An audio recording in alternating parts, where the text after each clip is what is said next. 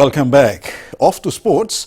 Over 12 new boxing rings have been distributed to provinces which are actively participating in the sporting code of boxing. West New Britain province is one recipient to one of these sporting rings, a boost towards the preparation for the 7th PNG Games. Dr. Stindry reports. It is no more boxing on the sand or on hard surface, but now on a certified boxing platform.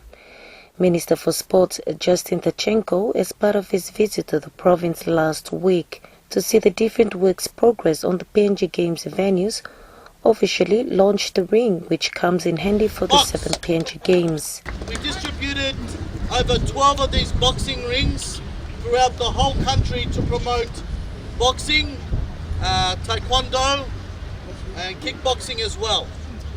And they've been used widely to enhance the sporting abilities of our young men and women in boxing.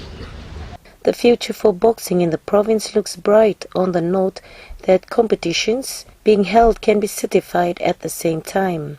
Governor Cecilram Muthivel is pleased that West New Britain has been chosen to be donated with a boxing ring. Now my people don't have to injure themselves by fighting on the hard surface. Now I feel so happy that we are on a soft surface. When you fall, you won't get injured. Thank you, Minister. Thank you for your continued support towards improving our sports program in West New Britain. Dr. Stindry, NBC National Sports, Kimber.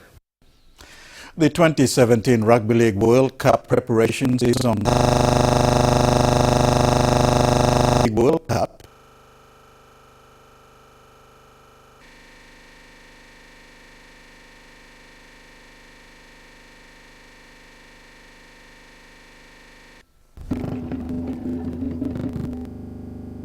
Guinea is set to host some of the World Cup matches in coming months and years.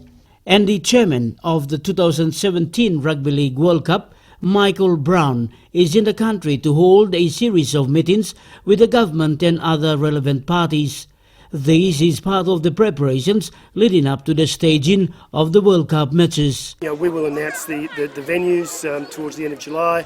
We're very excited about the role that Papua New Guinea has played. The Minister and the Prime Minister have played significant roles over the last 4 years to ensure that Papua New Guinea is part of any future Rugby League World Cup. And their support and their encouragement has allowed us to bring three qualifying matches for the Kumals here next year.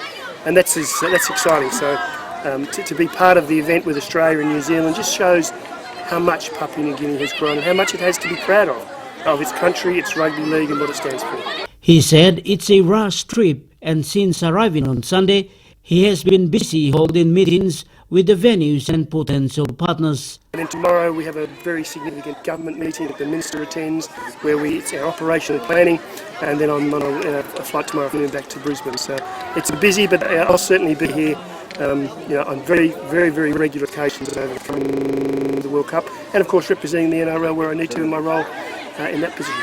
Brown said all venues will be looked at for training purposes and playing venues for the World Cup as well. The National Football Stadium will be one of the venues. I've seen the three venues now, they're all excited, and over the coming month or so we'll make a decision as which is the best venue.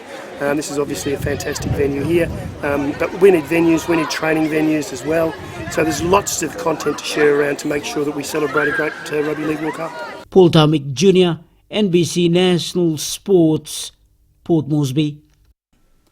The PNG Olympic Committee, in line with the Olympic movement, is staging a week-long event commencing yesterday through till Sunday. The events are part of the Olympic Day celebrations, which fall on the 23rd of June every year. Neil Alemai reports. The week-long activities will be mainly targeted at schools, communities and athletes. Activities during these celebrations include sports, culture and educational programs regardless of age, gender, social background or sporting abilities. Every year on the 23rd of June, the Olympic movement celebrates the Olympic Day, and it's the only annual worldwide celebration of the Olympic movement, and it's a day to promote healthy and active lifestyle. All the National Olympic Committees around the world, we're all encouraged to organize sports, cultural and educational activities for all regardless. So this activities that we've organized in the coming week, which we call the Olympic Week. We will be running a series of activities to commemorate the Olympic Day. And commencing Monday, the PNG Olympic Committee will begin its activities with school visits to Badiahagua Secondary and Lahara Bedwing and Palm Grammar and Port Moresby National High School today. On Wednesday, there will be sports visits to several athletes, and on Thursday, there will be an Olympic Day luncheon followed by sports demonstrations.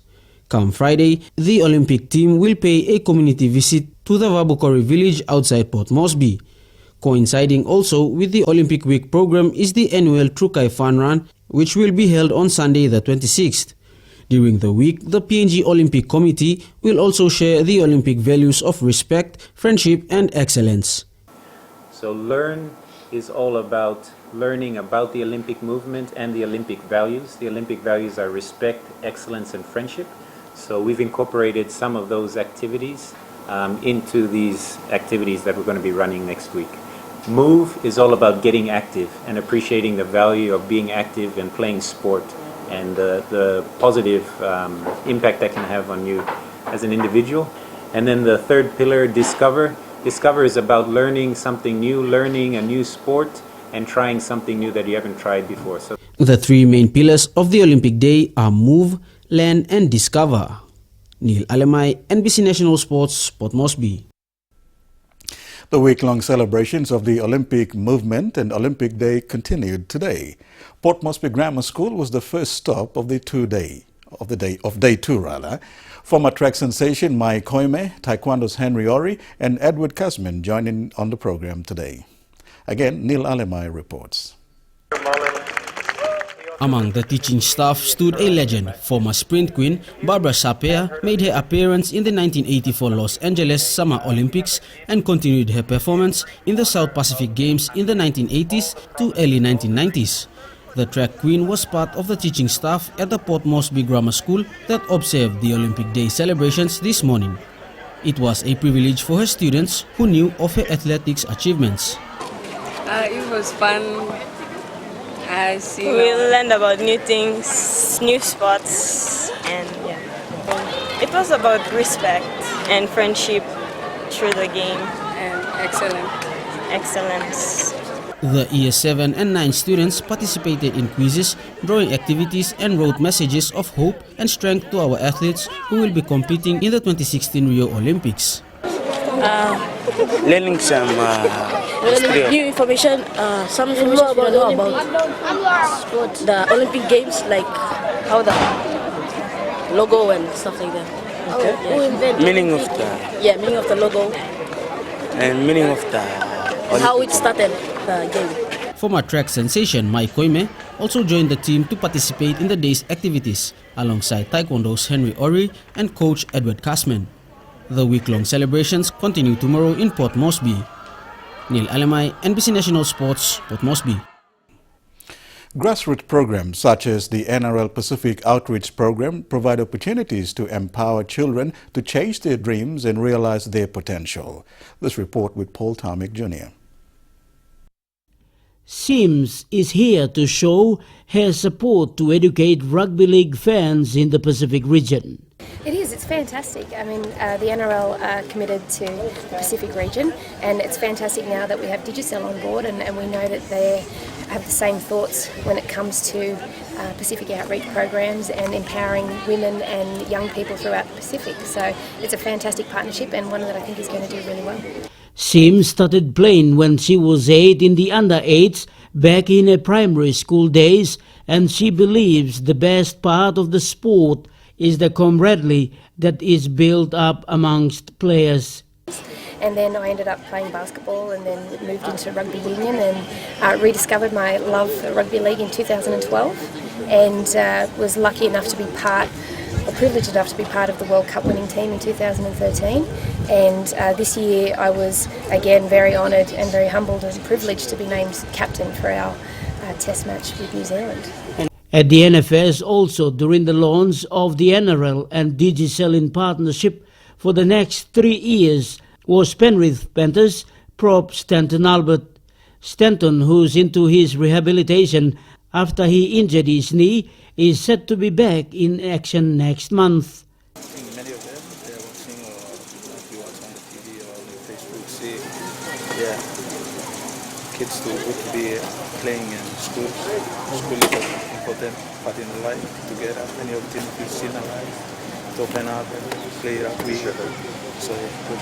Paul Tomic Jr., NBC National Sports, Port Moresby. The challenge for the 7th PNG Games Host Organising Committee is to ensure the quality of work that's delivered is up to the level the Sports Council expects. On inspection, Sports Council Chairman Peter Tiamalili Jr. says contractor Nivani Limited is doing a good job in the facilities it's building. He says the outcome to a successful delivery of these PNG Games will be a platform for the 2018 Games host province Southern Highlands. Dr. Stin reports from Kimbe. The 30 million kina that is invested by the West New Britain provincial government towards the building of the 7th PNG Games facilities could result as the main sporting hub for the NGI region. There is a long-term vision behind the facilities and discussion for a legacy plan. There is definitely a long-term vision behind these facilities. I know that the leadership here, the reason why they really went hard on making sure that we build the infrastructure, particularly the sporting precinct, to the next level and be better than any other current facilities in the New Guinea Islands, was purely because they wanted to see West New Britain become a hub for sports for NGI. Now that vision is becoming a reality because that's the effort now that they're putting into this facility. We are going to have the first track in the New Guinea Islands, so by all means, if we need to support them, that is the step that we need to take forward. Being able to identify the right contractor with the capacity, Siamalili says the contractor must meet the high expectation of the signed contract.